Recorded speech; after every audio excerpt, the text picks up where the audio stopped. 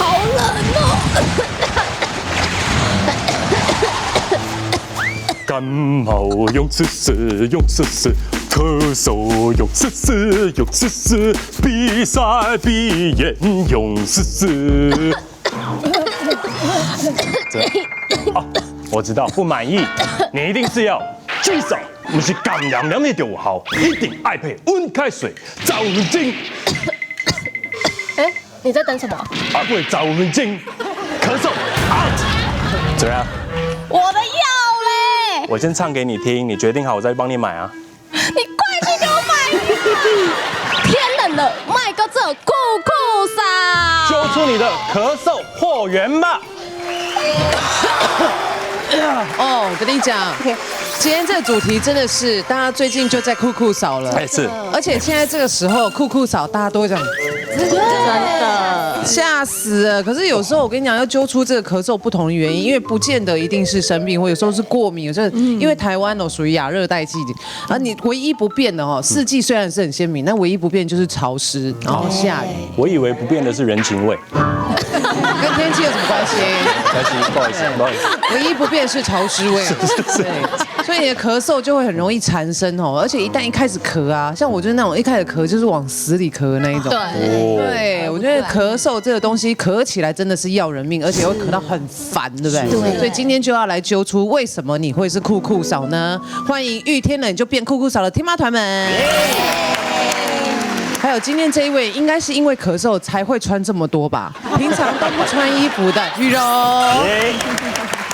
还有呢，今天有专业在现场了，欢迎家医科医师王建宇王医师。对，想要问一下，就是说气候因为开始慢慢转凉了嘛，那我觉得呼吸道难免都会有一些，比如潮湿，又加上这几天阴晴不定的，一下要出太阳，一下要下雨，对啊，所以我觉得喉咙干痒不适，俗称的讲医生安娜惊地扫，惊地扫，医生惊地扫，雨水惊俩老，总破塞惊办中道。是惊底层呐，基本上上呼吸道我们从鼻道到气管这整个下来，只要你有状况，你都会咳嗽。哎呦，而且现在有一种咳像什么胃食道逆流的病人也会咳嗽。嘿，对，所以说在现在咳嗽的状况，我说实在的，真的比大家想象的复杂很多。对，那当你这些整个呼吸道一出现状况之后，它会把这个讯息传到哪里？传到你的脑袋的盐水，有个叫咳嗽中枢，那个地方就告诉你。你爱开去酷酷扫，可当你那个问题没有解决的时候，你就一直咳，一直咳，一直咳。咳嗽的成因很多啦，我们刚刚一直在讲。那对症下药，我觉得才是重点，才是关键。因为我也曾经就是一直咳嗽，然后医生去，他就是给你开止咳的。可是发现说，其实我是不能吃止咳，因为他这边也收起来，然后痰都排不出来，然后我就整个咳到。流眼泪，然后咳到吐的那一种，就是往死里咳的那种，就反而更糟糕。你去诊间有没有最常听到医生问什么？所以问说，咳多久啦？什么时候会咳最严重？对，是。他们很常问这个问题，我会想说什么叫什么时候咳？不是随时随地都在咳。对啊，然后要问你说痰什么颜色，然后我也回答不出来，因为你不会特别来。你不会看吗？我觉得看那个超有成就感。哇，今天超绿，哇，超绿，邮差绿，北一女绿，所以咳的时间点也是很重要的，对吧？咳的时间点，白天咳，晚上不咳，这个就是症状是呼吸道感染、感冒、肺炎、支气管炎、梅浆菌感染跟黄绿。粘稠痰就是你刚刚讲的北一女绿，哦，对不对？所以我这个等级最高的，是不是？等级最高的，对，你是第一学府哎。是。你有听过这个吗？白天咳晚上？其实我有一阵子白天咳蛮严重的，而且那时候其实困扰我很严重的原因，是因为那时候通告真的很多，有时候白天可能一跑下来就2、3个。炫耀的说法。没有，我就在诉说一个故事。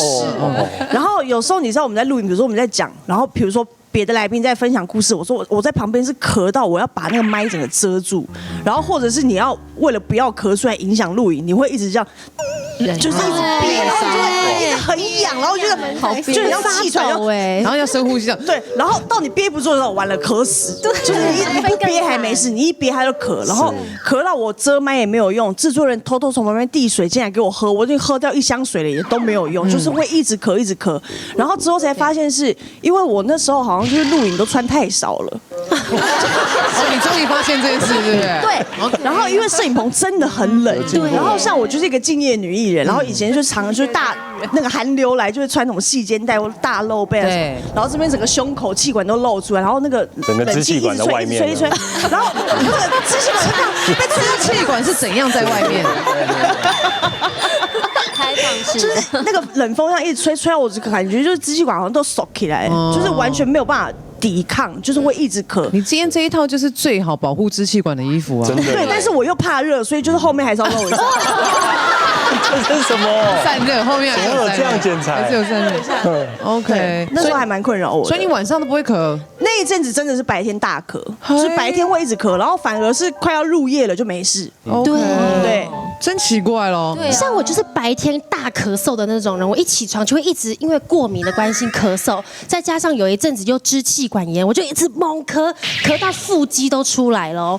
然后我就觉得没有吧？真的，就是一直猛咳，但是我会觉得喉咙有痰，我就会硬咳，还会叫我老公拍我的背，用力一点，我想把痰给咳出来，就是导致越来越严重哎。但是腹肌不会出来，对。这种硬咳是不是反而不好啊？其实一般来说，如果你真的有痰呐，我刚才有提到说，如果痰是卡在那种所谓气管那边的话，你就一定会要把它咳出来。对。那其实一般人刚才咳出来之后，痰会在哪里？在喉咙。可是，一般人很奇怪哦，我们痰如果到喉咙的话，都会吐掉，对不对？对。可是有些人很奇怪，痰一到喉咙嘞，他就吞回去。哎，不是奇怪，是我吐不出来，我就是属于那种人。那其实这样痰吞进去，基本上其实真的不太好啊。因为我说实在的，以前有种病叫肺结核啦。那如果你痰里面有那种结核菌的话，万一真的你吞进去之后，那个结核菌会到哪？到你的肠子、你的胃里面、你的小肠、大肠里面都会是结核菌。所以胃酸杀不掉结核菌，胃酸杀不掉结核菌，所以基本上说咳嗽这个东西基本上不要忍着不咳。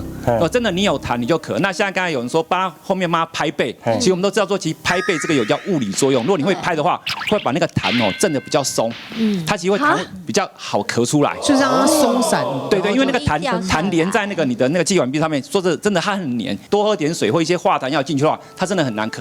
会咳到你看，咳到可能肋骨都会痛，咳到肚子会痛。对，会出现那个腹肌不会出现，出现2块嘞。对，一定会开始那个咳到，可能要检查一下那2块是什么。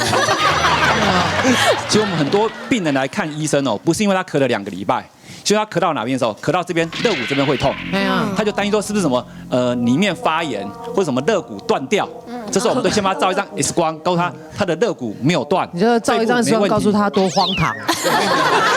我跟你讲，我教你一招一个方式，这个专有名词叫抱肚弯腰咳。左边的肺部这边比较痛，对，用右手按住你的左手的手肘，压住这个地方，轻轻压着，往那边稍微弯一下，肺给打开，这样咳嗽，那这边就不会痛了。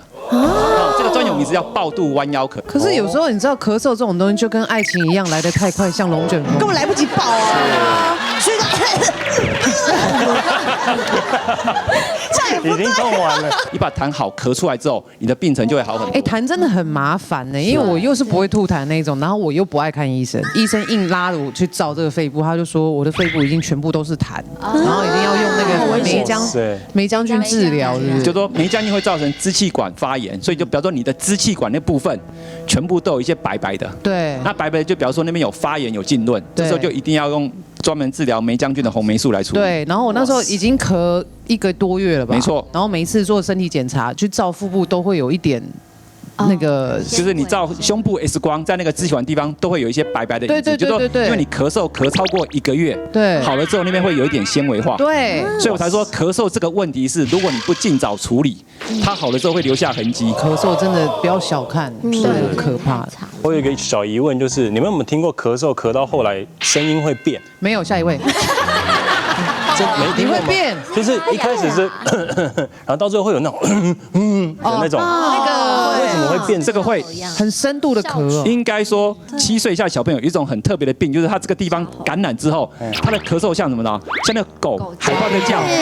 你第一次听到那个声音之后，你连吓到说，这个治疗其实蛮特殊的。所以有时候其实如果你真的常咳嗽的，你会发现在一个咳嗽的过程当中，你咳嗽的声音真的会变。会，它变的声音是代表说你的问题其实是往好的方方向走，跟不好的往的方向走，其实可以听得出来。不过你听过一次之后，会觉得那个声音听起来还蛮让你印象会非常深刻。它会在你深呼吸的时候，突然还会在尾端出现，有一个一下，对不对？以为有人在合唱，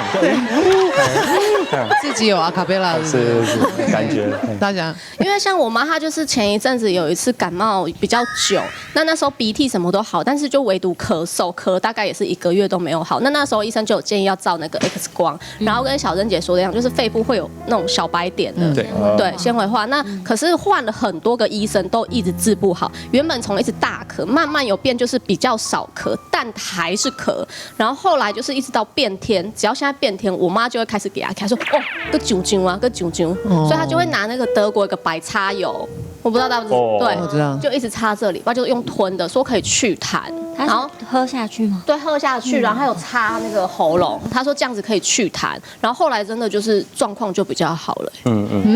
所以有这个偏方哦。它是用薄荷油。应该说啦，如果你的问题是咽喉不舒服，喝一些凉凉的，或是喝一些东西温水，基本上其实让这个地方保持湿润。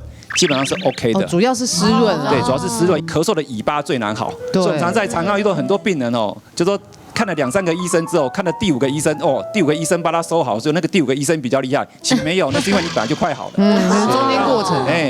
像我之前生完小孩的第1年，然后就是因为妈妈都是睡眠超级不足的嘛，所以免疫力下降，所以我已经那时候我记得我咳了1整年都在咳嗽，就根本就是耳鼻喉科的 VVIP 了，就是2个月2个月就去报道一次，然后到后面医生已经说你怎么又来了？我觉得你好像有一点是变成心理的哦，那然后就开了维他命 C 跟维他命 B 给我，那当然还有一些就是比较治疗症状的、控制症状的药物。